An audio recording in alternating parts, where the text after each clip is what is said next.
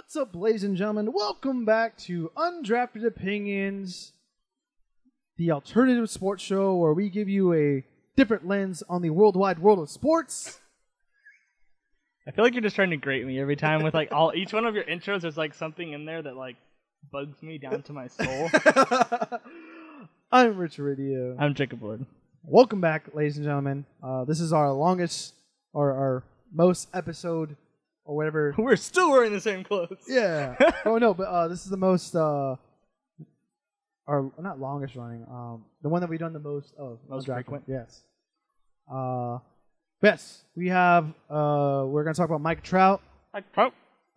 And Mike some in between stuff in there, and then we're gonna talk about the legislation of shifting in baseball, and then we're gonna get into at the end a little bit about transfers that have happened since the last episode. If you missed it, it should have already popped up.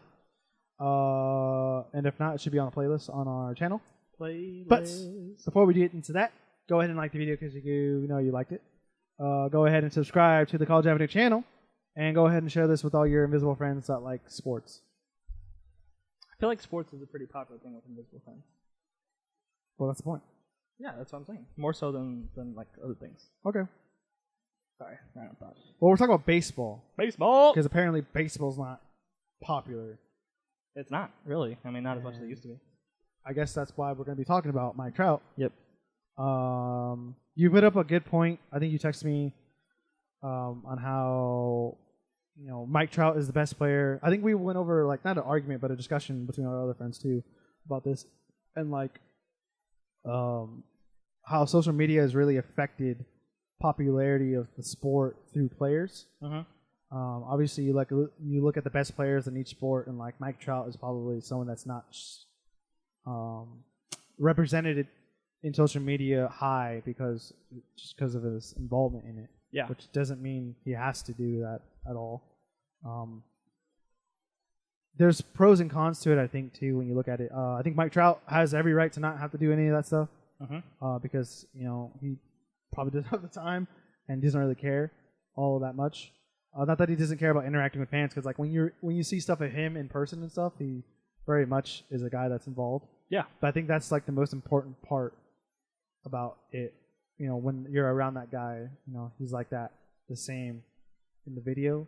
I'm not saying like anyone else in the other sports aren't like that, but I feel like he does do that well because we live in Orange County, so we go to Angel games, and you always see Mike Trout right before the game starts. He's signing autographs and stuff with the kids.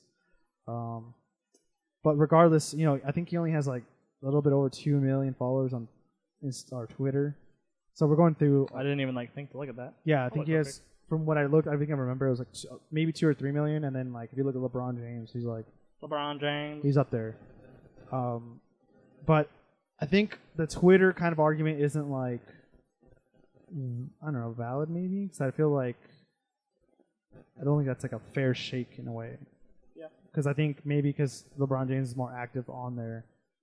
I'm not sure what it is about baseball, why people are not liking it, I guess. Mike Trout, real quick, sorry. 2.5 million followers. 2.5. So I wasn't that old. We're not.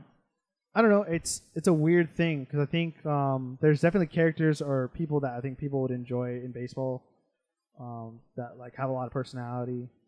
I think we're transitioning into these new set of players where no one's going to really know them that well. Compared to like past generation of players in a way, in the sense of like just like their popularity, because like obviously we've seen a descent in baseball and viewing. On a national level, yes, that's what I'm saying. Like national broadcast, yes. Locally, baseball is actually doing better than like it's been in a while, or like has really ever been. And there's not a single. I think. There are only, see if I can get this right. There are only 2 or 3 teams in Major League Baseball who are not the leading local broadcast leader in their like areas. Which ones are those? And teams? so it's the Angels, the Mets, and someone else, and that's only because there is another team there. Yeah. So the Angels are the only reason the Angels aren't number 1 in Southern California are because of the Dodgers. like as far as like local television. Probably the Padres. Popularity. Is the Padres? I think it counted San Diego as a different market. Okay. So like San Diego, like obviously the Chargers aren't there anymore. So like San Diego is in the only Giants team. or the A's. Oh yeah, I think it was the A's. The other one was the A's. Yeah. So like baseball is doing great on like a local level, but suffering nationally. Yeah. And so I think part of that is like the social media, like you see like the LeBron James, Kevin Durant, like James Harden, Steph Curry, like all that.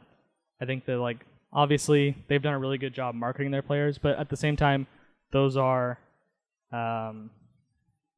people with like the personalities and desire to like participate in that. So like over the All-Star break, a lot of this stuff started coming out around the MLB All-Star break and the All-Star game, where like Rob Manfred did an interview on PTI with Tony and Mike, and basically he said that like we're trying to market Mike Trout, but like Mike Trout has to meet us halfway is like kind of the gist of what he said. And like a lot of people, there were some people that agreed and a lot of people were like I personally felt like that was kind of a shot at Mike Trout.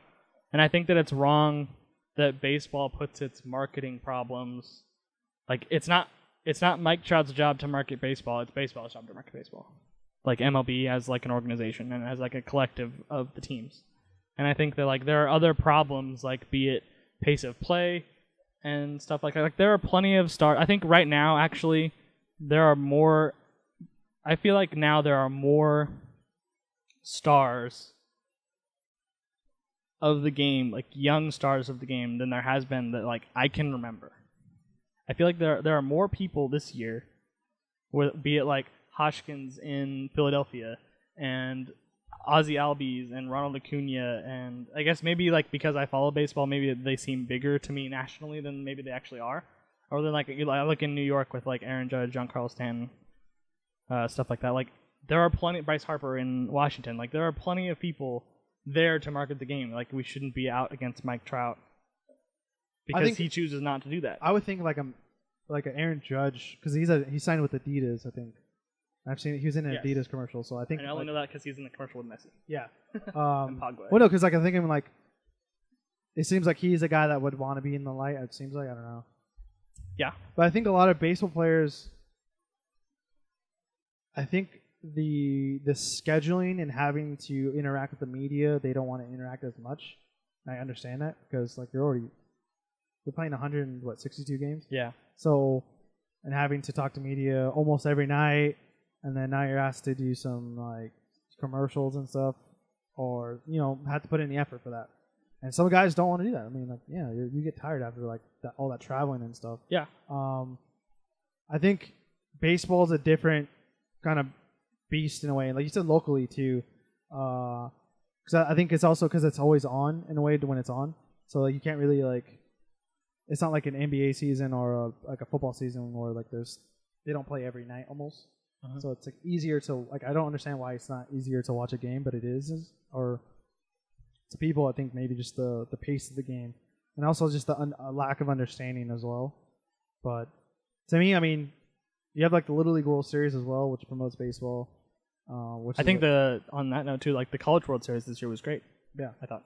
Yeah, and I think they're the only sport that really has that different levels to where it's nationally broadcast like that in a way. Because like football doesn't have that, basketball doesn't have like a Little League. Well, yeah, but I think you can get like summer NBA Summer League. Is on there, but it's a little like weird how it doesn't like translate well, I guess. Well, I think it's just like where baseball's losing people is like at our age. Yeah, like there aren't a lot of people our age that are into it. It's too slow. They've like basically grown up with like the NBA being the way it is now. Yeah, and the NFL being like the dominant beast that it grew into over the last like 20 years. So I think that baseball has a lot of things that they need to work on like in-house. And I think that like I said before, like they have an overwhelming amount of marketable players, but like it's like the game itself is what's suffering.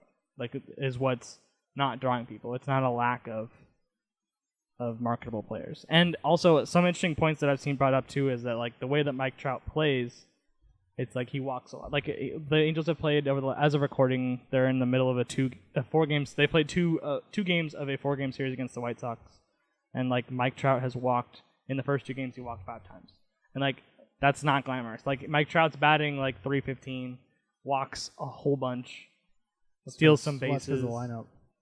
One thing I want to note out: someone said that Mookie Betts is the MVP this year, which is like no. Get out. Like. They said that Mookie Betts was the MVP and Mike Trout's the best player. I think the only reason why Mookie Betts is as good as he is because of that lineup. If you put Mike Trout in that lineup, I'm done. You're done. Like that's true. There was a really weird while we're on like weird like kind of tangent here. I think it was the last game against Houston. Mike Trout hit a 2-run home run. Like they beat Houston like 14-5. Mike Trout hit a 2-run home run. That was the first time. So that was 3 days ago. What's the 25th? So July 22nd. Mike Trout hit a 2-run home run, and it was the first time that he had hit anyone else in other than himself since June 15th. So, like, more than a month of games. Where you just hit solo home runs. Right, where the only runs that he drove in were solo home runs. That's because he's been batting third more often now, but, like, most of the season he hit second, and he had for a second in the order hitter, he had the lowest plate appearances with someone on base than anyone in the league. Yeah. Like, no one gets on in front of him. So, like, his stats right now, as great as they are, like, he's having one of the best seasons of his life. Like, imagine if we had a good leadoff hitter. Or imagine if you just had a couple more bats and that's it. Yeah. So, anyway. But I don't know. Mookie Betts definitely does not deserve the MVP. Yeah, I just feel like there's no argument. I feel like that Mike Trout's kind of been made a scapegoat over the last week for some of baseball's, like, systemic problems. And the Angels, like, it got to the point even where, like, there was so much, like, buzz around this that, like, the Angels put out a statement saying that, like, they were praising him for, like, his community work. And, like you said earlier in the topic, like, every time you see him on the field, like, there was one thing, like, a couple weeks ago, like, he brought a kid out of the stands, like, onto the field with him for batting practice.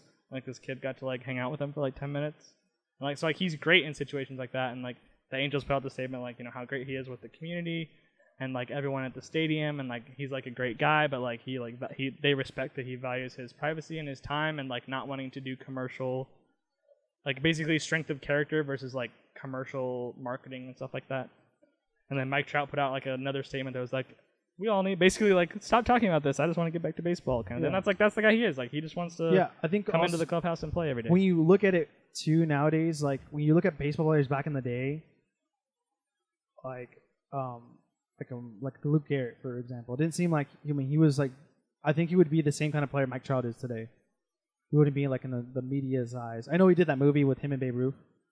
Yeah. But like that was because like the Yankees were probably promoting that. But like, well, the 27 Yankees, yeah. But I think baseball was way bigger back. Like baseball was the sport. Yeah, but that's what I'm getting at. My point is like baseball doesn't have anything to compete with, to where when you look at like the biggest sports people at the time, like it's baseball players. Yeah.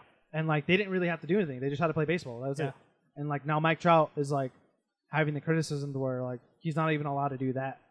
Yeah. In a way, and like he has to do more than that, which I don't think it's right. I mean, if anything, the Angels when they have something like that where he's bringing on a play, like they should just smash that stuff in social media. That's all they really need to do. Yeah, I guess another point that I would make is that baseball. Trout's not even the most. He's the most popular player for the Angels, but like all the marketing this year has gone to Ohtani. Oh, and yeah. So yeah, like yeah. he's not even like the biggest name right now, like in his own city, like here in Anaheim. Like Ohtani, even when he was injured, like all the buzz has been around him. There's still like if you go to the stadium, there's still like really big buzz for him now that he's back off the DL, like and basically only hitting, like not throwing at all. Like Ohtani overshadowed him in a lot of ways this year. And in some ways, rightfully so. I mean, just like what he's been able to do. Yeah, but he's also been playing the game too, which is like, why can't you just let him play the game? What Ohtani has the luxury of is like he doesn't speak English. Well, yeah, that too. So like he doesn't really do too many interviews. What'd you say? Yao Ming didn't speak English. Yeah, that's true. But yeah. But I think the Yao Ming thing I think is different too because like he was used to that sort of interaction in China. Yeah. Okay. Because like he had that marketing commercial aspect, like he did that in China before he got to NBA. I understand. Yeah. But yeah, I don't know what else. Yeah, I guess just let us know in the comments what you guys think kind of about, if you're like a baseball fan or not a baseball fan, like the state of baseball at the moment, why you love it, why you don't watch it. Why you think we're it's going to get boring? into like another baseball-related topic here. Yeah, which might help Mike Trout in that situation. Yeah, I guess. Moving on to the shifting, because this has like been a talk, because I watched baseball tonight, and like they've always whoever the host is, like for some reason it always gets brought up, and I think it's kind of an interesting kind of a look at it, because we talked earlier or in a previous edition of Undrafted Opinions about like Jake Arrieta and with the Phillies and how like their style plays, like their manager is I don't want to use reliant on statistics, but on how to shift and stuff. And how that's been a thing, and how players haven't been able to hit opposite ways because obviously the way the ball has been pitched to them, but then it also you're seeing less batting activity because of that, because people are getting out easily or a lot easier than that, so that creates more of a defensive game, which is not as entertaining, right? Obviously, which makes it harder to, like as we were talking the last thing, it makes it harder to market baseball. Exactly. I think the marketing decision would be, say, at first maybe to limit the shifts, but if like the true marketing will say like just get rid of the shifts and just play like basic, like just what you're supposed to be. But then that goes into like then the umpires are gonna have to legislate, or they're gonna have to keep track of like a player if he gets over too much into a certain area. You know what I mean? Then you have to like, oh, now you can only stay in this amount of like this zone. So then like, how do you punish a player for doing that or something like that? You know what I mean? Yeah. So I don't know. I think maybe it would probably start with like team fines. See, the problem is like I don't know if there's like a punishment in game. So well, anyway, let me run a couple of these about it. So like the most prominent two that I've heard recently anyway are that you either eliminate the shift altogether, or like you kind of eliminate the shift where you legislate that you have to have two defenders on each side of second base. And then there's been a third one that I heard like just a couple days ago where it's like you can put your infielders wherever you want, but they have to be on the dirt. Like you can't like put the second baseman out in right field, that kind of thing. So I mean, like, do you like any of those ideas, or? I mean, for me to make it more of an appealing sport, I think to get rid of the shift in general. Not because of the strat. I think batters need to be able to hit opposite way, obviously, but like we're seeing that batters can't do that. So there was actually a really interesting. I think it was Matt Carpenter. Sorry, go ahead. The only thing I could think of like where it's another sport where they don't allow is like goaltending in a way. So in basketball? Yeah, like that's what kind of like thing I see. To where like if you had goaltending in basketball, who wants to watch basketball? Yeah, you know what I mean? True. So it's kind of like similar to like that. In like if you no look one would ever score. Yeah, no one would ever score. And like I think that's what the same kind of effect is, and that's what I'm seeing. Like if you just get rid of it, or just I don't know what you're gonna have to do, but if you do, I think you'll get more activity. You'll be more entertaining baseball. So yeah. I think there was I think he put it in the Players Tribune. I feel like Matt Carpenter put out an article not too long ago, basically saying that he was basically explaining, like from his point of view, why he constantly just tries to hit over the shift and not just get a single. And so like his logic was that like getting on first base, like is not statistically anyway, is not as big a benefit to the team as like him hitting a home run once every 20 times at the plate or whatever. Like the likelihood, like him hitting a home run every so often is better, I guess, analytically, than like him getting a single half the time against the shift, like bunting the ball down the third base line and getting on first base, that sort of thing. So like that was where he was coming from with that. I think that I'm kind of two minds of the whole thing, because I understand that the game is suffering because of the lack of offense. So like right now this season, we're on pace to have 10,000 fewer balls in play, like balls hit in fair territory, or I guess anywhere, not just in fair territory. Balls in play from last season to this season. Like it's shifted so far now from like people are just trying to hit home runs over the shift rather than hitting against the shift, because the analytics tell you that that's more productive for your team. Like that one home run every so often is more productive. Yeah. And so I understand the effect that that's having on the game, and sometimes it's really boring to watch. And like, you know, like watching Cole Calhoun, for example, in the Angels, like the first half of the season, like, oh, here he comes to the plate, like everyone shifted to the right, and like there he goes, hitting like a ground ball to the second baseman in right field, like every single time. Like, and I don't really blame teams for using it because like it works. Like batting averages are down. Yeah, like they're doing their job. Like they're trying to win. Yeah, I think, but I think that's because like the rules allow them to do that. Yeah. But what's weird about it for me is like, so I put half of it is like the game is suffering. I want to see the game be more entertaining for like neutral people or people who aren't really that into baseball. Like I want that. I want baseball to become a little bit more popular than it is right now. But at the same time, I feel like you were talking about like if you legislate the shift out completely, like then you have more offense and like it's more marketable and what that. Like at that point, then you're removing some teams' ability in some way anyway. You're like hampering a team's ability to win. Like you're like taking away a method that they have to like help them win games. Yeah, I know. And so like that's weird for me as well. Like I understand like it kind of the game has shifted so much that direction, but like now it's like statistically it's a viable way of like helping you to win games, and like I don't know that baseball should step in and like remove that.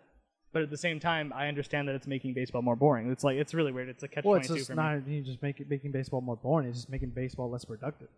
Yeah.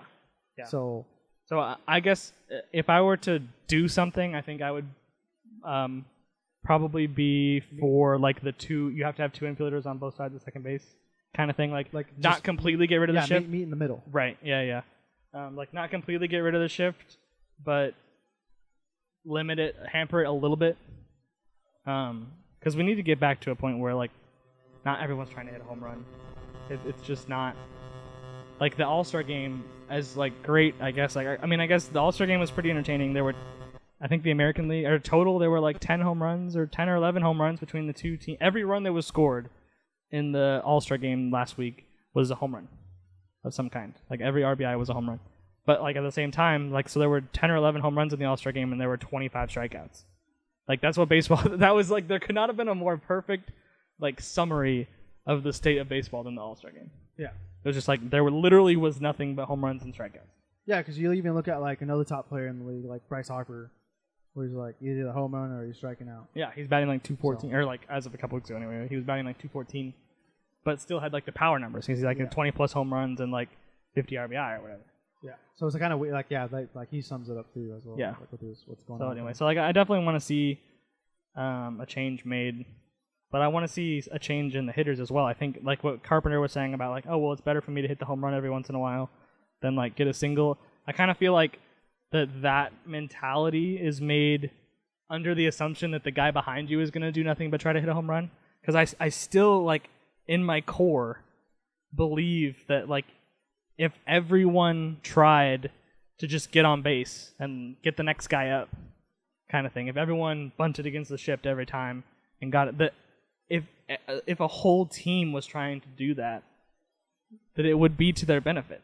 I still believe like you'd be guaranteed a base runner every inning, and then the defense for the except for like there's some defenses that shift regardless of if there's a runner on first or not. But you know like if lead off, say I'll go back to Cole Calhoun.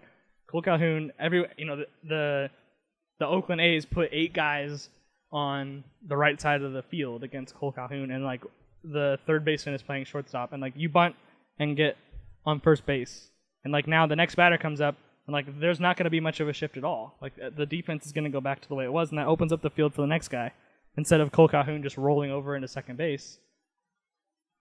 Yeah, and then the next guy comes up and everyone shifts to the left side. Yeah, because if you're starting to bunt, then like statistics are going to go against the bunt, so that they're going to not shift anymore, and then just right. It's just going to swing back and forth. I just can't see it as being anything but beneficial if like, but it has to be a whole team. You can't have one guy in the lineup that's trying to get on every time, but everyone else is trying to hit home runs. I don't know.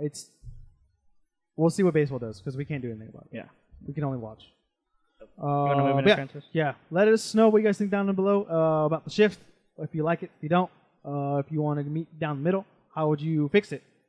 Let us know down in the comments down below. Real quick, some transfer news that's happened since we've last recorded. Fulham signed Andre Schürrle from Borussia Dortmund, which makes sense because I don't think he was even. I guess could be good. I playing. mean, is he even going to start on the? Who? I keep forgetting the name of that like really young kid. No, Sisson Young. Young, yeah.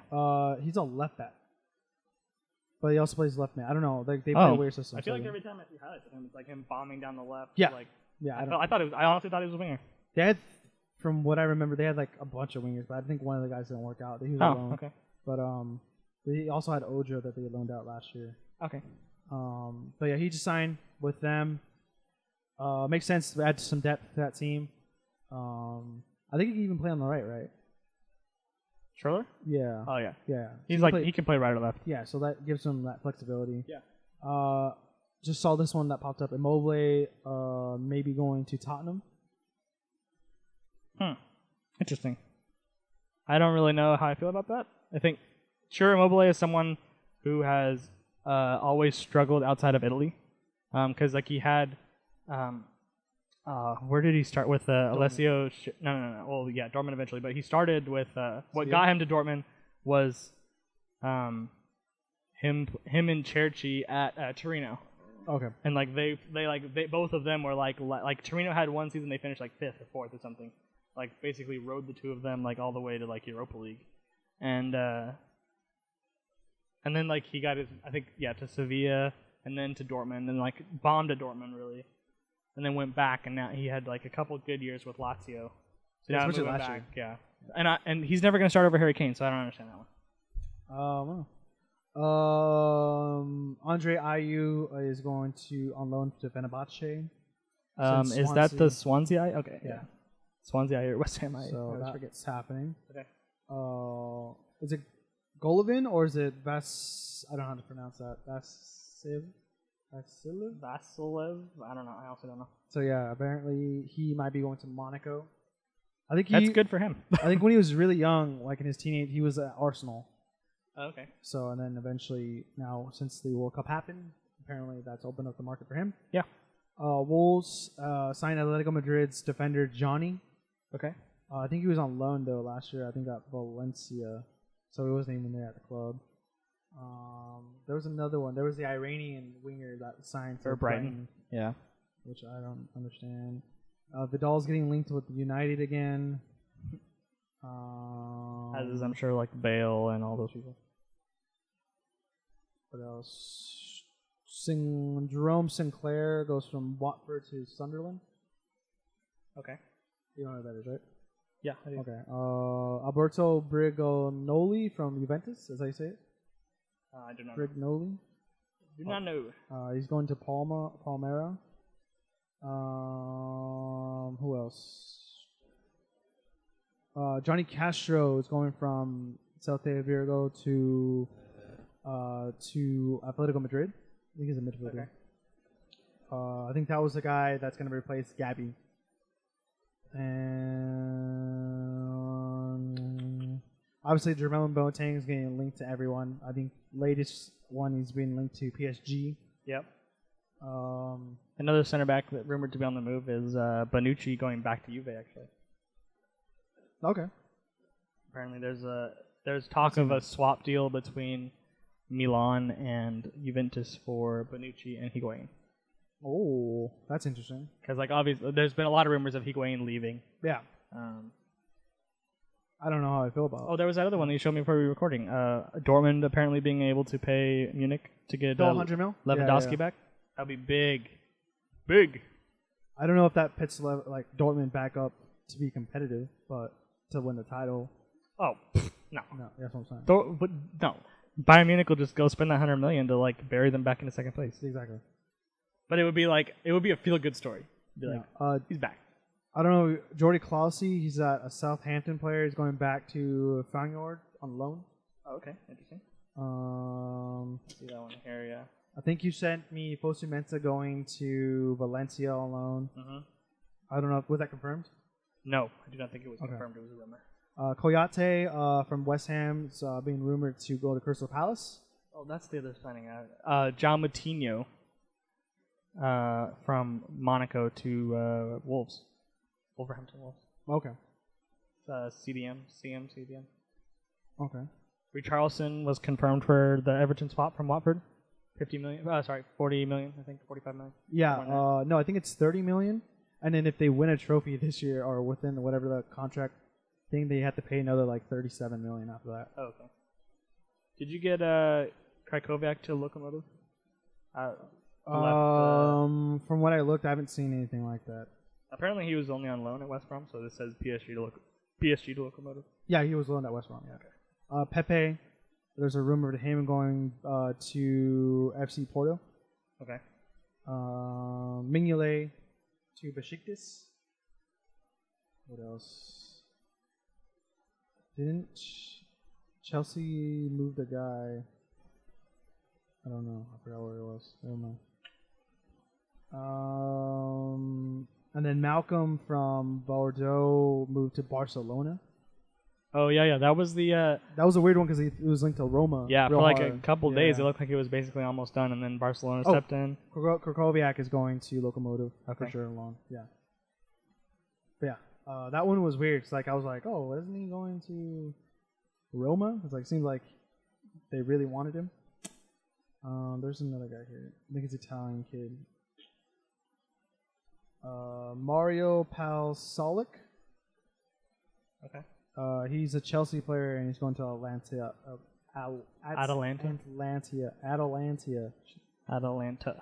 Is it like that blue? Like yeah, the one that Atalanta. Yeah.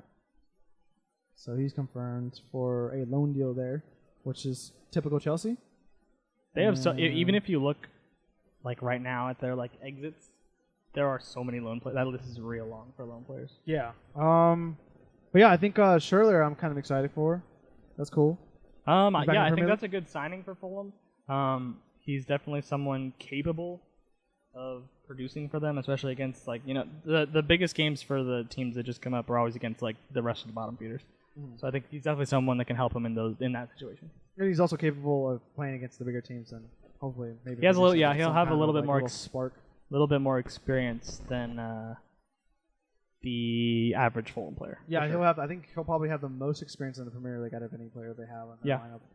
But they also have they brought Syria. I think Fulham looks like they're definitely gonna not only be a survivor, but probably a mid-table team for sure. You think they're gonna pull like a Newcastle, or like they're gonna like really put their roots down?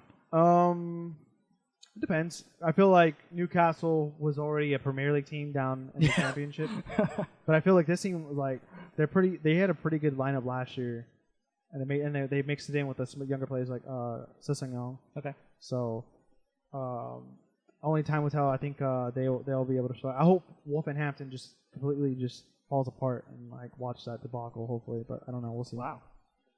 I don't know. I just don't like when teams spend that much money like they have, but that's whatevs. A couple of the rumors real quick. United being linked with Harry Maguire of Leicester City. That would make sense. You hit the Johnny one. Cavani linked to replace Ronaldo at Real Madrid. Sure. Dust. What do they need? I just think that the Benzema needs to move out of there. I feel like. Yeah, Benzema definitely needs to get out of the way. I think Real Madrid would benefit if they replaced Benzema with Cavani or even Higuain again or anything. I think if I was Cavani, as much as I personally kind of not hate PSG, but like really kind of indifferent about PSG, I think that this year, especially if they end up with Boateng, I think it's they're shaping the sort of team that like would make me want to stay just one more year. Okay. Because like they'll have like a full year and preseason and all that of like Neymar, Mbappe, Cavani, like all of them working together. They have a much better goalkeeper, assuming that he keeps his consistency in Buffon. And then, like, if they add Boateng, I think that would be really good for them defensively. So, and it would be someone else that, like, Marquinhos can learn under besides just Thiago Silva. So I think that, like, I would stick around one more year and just see. Obviously, they're going to win the French league. I think I would just stick around one more year to see how it goes. Give it one more run. Well, just put one more trophy in the cabinet. Yeah. Just that you at least you guarantee that trophy. Yeah. But yeah. So that's been it for this week's edition of the Undrafted Opinions. If you haven't already, go ahead and like the video. Go ahead and subscribe to the College Avenue channel. and go ahead and share this with all your invisible friends that love sports. Yeah. I've been Rich Radio. I'm Jacob Lloyd. And we'll see you guys next time on Undrafted Opinions. Bye-bye.